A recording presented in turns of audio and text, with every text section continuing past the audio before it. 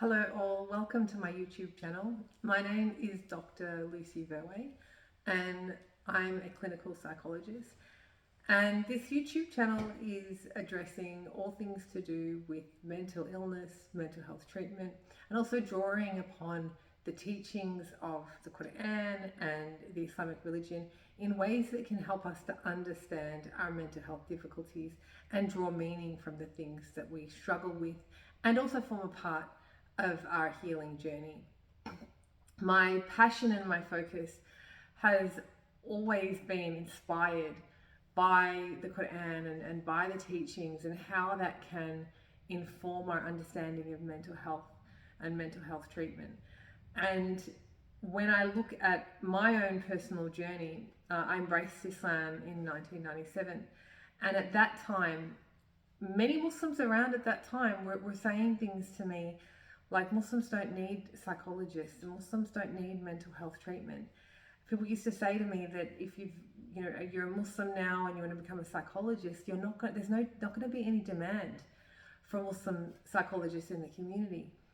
And how much things have changed over a growth in understanding and awareness. And I see now within the Muslim community that there's been an explosion of demand for mental health services, and particularly those that can incorporate Islam and can draw upon Islamic teachings as a way to help us in the healing journey. The research that I did as part of my PhD was actually looking at how Muslims in different parts of the world look at mental health and look at mental illness. And one of the things that came out about that research was that a lot of Muslims in different parts of the world were talking about the stigma that's attached to seeking mental health treatment. And in psychology, that we know that one of the biggest barriers to people getting treatment and having a successful recovery from any sort of mental health illness or any mental health difficulty is being able to overcome the stigma that one might have within themselves about judging themselves, and also within feeling judged by people around them. So whilst I do see that we have come a really long way from the idea that Muslims shouldn't seek mental health treatment, that they should just focus on building their faith, which is helpful. But we've now often, I'm seeing, come to an understanding of how helpful it can be to draw upon the principles of psychology in addition to faith to be able to achieve the best outcomes in terms of recovering from mental illness.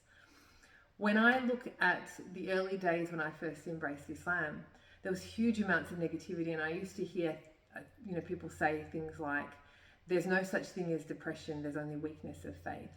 Or people say that there's the only thing that a Muslim should be doing is strengthening their iman, and then their other problems will disappear. Or that if someone has true faith, that they'll never be sad or they'll never be anxious.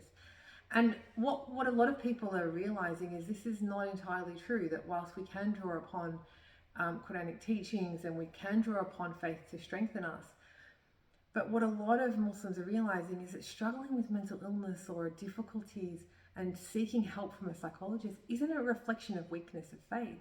In fact, what it shows is that an understanding that when we can go to those who have knowledge and can help us, it can help us to overcome our illnesses, overcome our difficulties, and lead to holistic healing so that we can move on to be our best selves.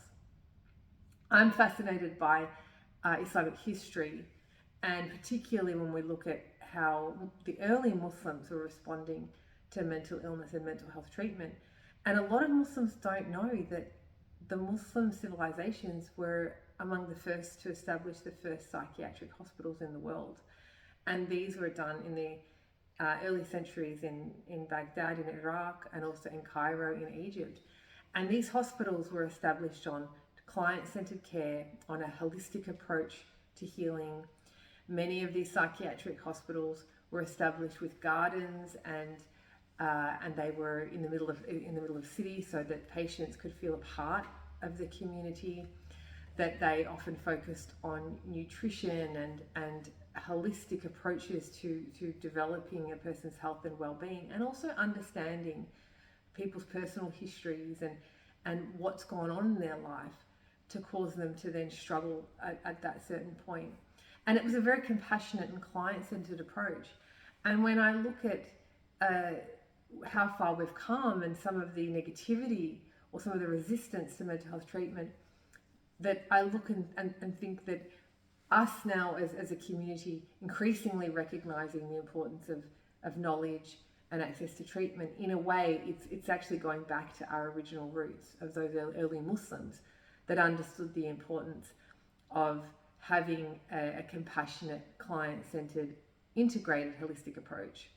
And so that's my intention for this channel. My intention is to draw upon both modern research of psychological understanding and treatment, and also incorporating what we have from the Islamic faith and the beautiful teachings that we have that can help us on this healing journey, and really looking how we can bring the two together in a really unique way to help us on our journey of healing the difficulties that we're facing, of overcoming the challenges that we all face, and having a pathway to become our best, most productive self in this life.